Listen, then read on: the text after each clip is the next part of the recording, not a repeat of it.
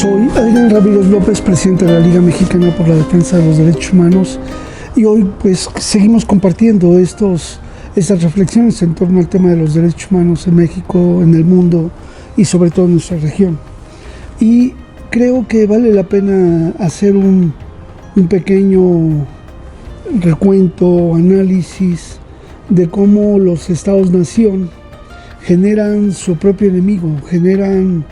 estos fantasmas, estos entes a los que hay que combatir, a los que hay que enfrentar y hay que hostilizar y hay que convertirlos en ajenos. Hay presiones nacionales e internacionales que sobre nuestros pueblos actúan y afectan los derechos humanos y sobre todo nos convierten en enemigos o nos convierten en blancos de los ataques del gran lobby de la guerra, del gran lobby de la venta de armas, del lobby de los negocios, de la destrucción y la confrontación entre los pueblos. Si no hay enemigo, el enemigo lo crean para seguir teniendo justificación para los procesos represivos y sobre todo para los grandes negocios de enfrentar a los pueblos o enfrentar a las personas y a los grupos. Grave daño se ha hecho en el tejido social en nuestros países. Ahora en México seguimos padeciendo estos estragos, secuelas del viejo régimen que hacen que todavía grupos sociales se enfrenten en diferentes partes de nuestro país y se siga generando una situación de violencia. No es fácil intentar que los gobiernos como Estados Unidos logren acotar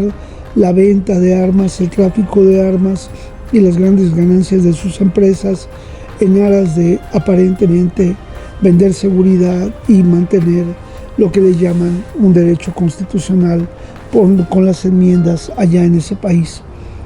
Pero aquí de este lado se ponen los muertos, aquí de este lado seguimos viviendo una gran ola represiva que genera muertos y más muertos en diferentes partes de nuestra América y el mundo.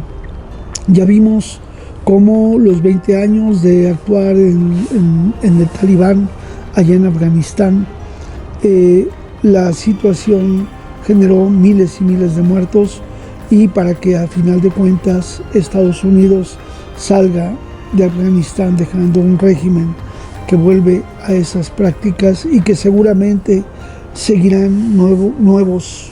elementos de confrontación y ataques donde la venta de armas y la venta del negocio de la guerra seguirá haciendo sus grandes beneficios. Pero aquí recordamos un poco la película de mi gran enemigo o mi mejor enemigo, donde si no hay enemigos ellos lo tienen que crear para enfrentarlo, para justificar esta ola. Y en esta estela que tenemos 40 años gestándose en nuestro país, en ese narcoestado policíaco militar, tenemos hoy, insisto mucho porque es el tema que nos ocupa y que nos llama, miles de personas que fueron víctimas de tortura,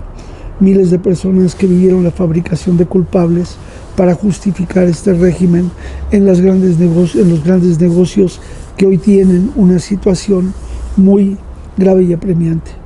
Por ejemplo, en el terreno de Palestina, vimos que hubo una fuga de unos presos de las cárceles de Palestina, de Israel, y ante eso una ola de ataques sistemáticos y represión en contra del pueblo palestino, justificando que ante esa evasión de los presos se diera esta ola represiva. Pero si revisamos concretamente el conflicto,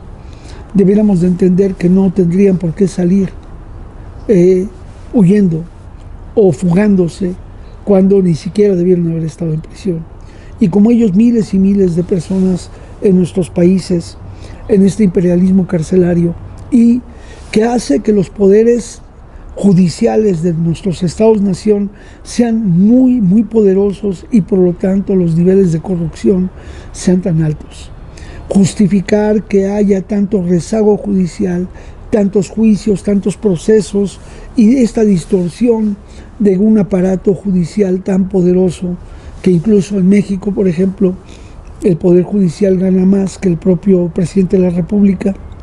O sea, los jueces, los magistrados, los ministros ganan más incluso que el presidente de la República por encima del orden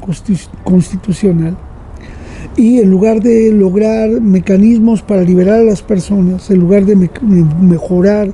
mecanismos de administración de justicia que se oriente a que quienes cometen delitos reparen los daños a quienes los sufrieron, en lugar de eso tenemos una distorsión del aparato de justicia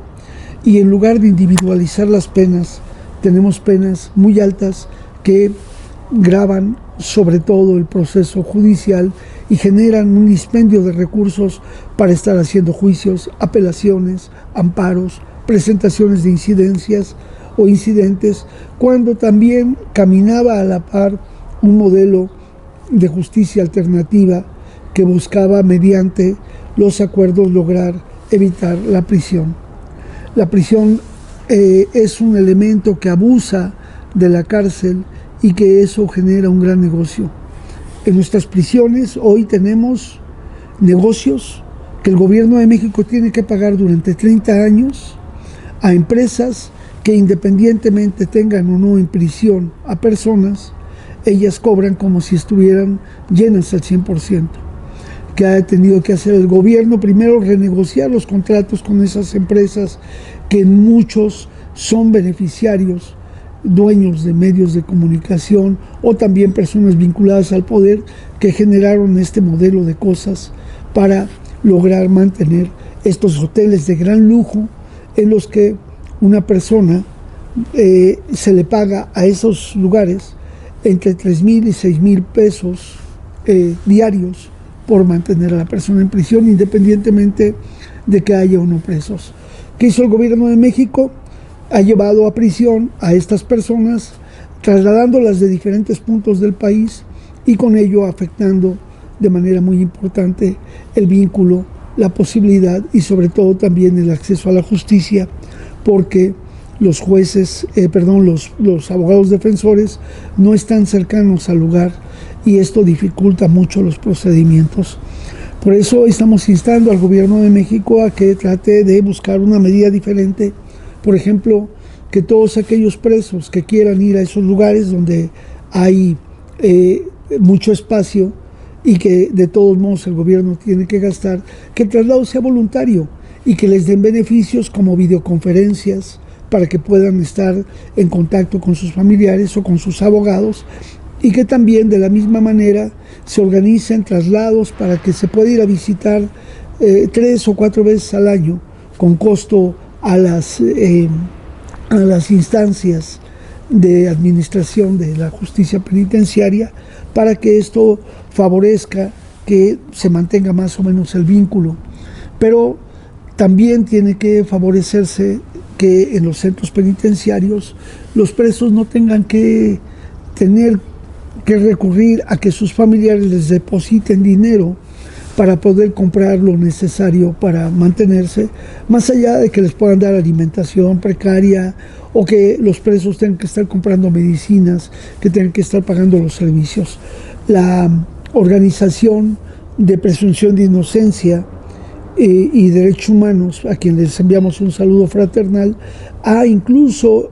presentado denuncias penales en contra de los centros penitenciarios del Estado de México, porque la venta de productos es más por arriba de los precios que se tienen en libertad, e incluso han presentado quejas a Profeco, pero también han presentado denuncias por tortura, por corrupción, y estas denuncias deben ser investigadas y sancionadas. Pero también, muy importantemente, se tiene que lograr que este decreto que ha emitido el gobierno federal y que se pide a los gobiernos de los estados repliquen un decreto similar, logre la libertad para miles y miles de personas, llevando esto a disminuir los gastos del erario y a mejorar los sistemas de justicia en nuestro país. Lo mismo está pasando en diversas cárceles de nuestro planeta y vale la pena recordar que un modelo en el que la pena máxima sea de 20 años y pueda ser conmutable a 10 nos daría prisiones un poco más justas, menos gastos en nuestro erario y probablemente disminuir realmente la gravedad de la situación que vivimos. Este modelo podría entonces ayudar a que la paz y la justicia pudieran ser parte y que también no se siga criminalizando o castigando a la pobreza, que los jueces dejen actuar de manera racista, sexista, machista y sobre todo clasista. Así es que desde la Liga Mexicana por la Defensa de los Derechos Humanos hacemos un llamado a los gobiernos de los países para que modifiquen su modelo penitenciario y se logre la despresurización de las prisiones y con ello podamos tener mejores condiciones. Es mejor que ese dinero que se gasta se invierta en educación, en salud, vivienda y servicios para hacer posible y realizable los derechos humanos. Desde la Liga Mexicana por la Defensa de los Derechos Humanos, Adrián Ramírez López, un abrazo para todos ustedes. Los Ángeles Press, las noticias que no se escuchan en tu país.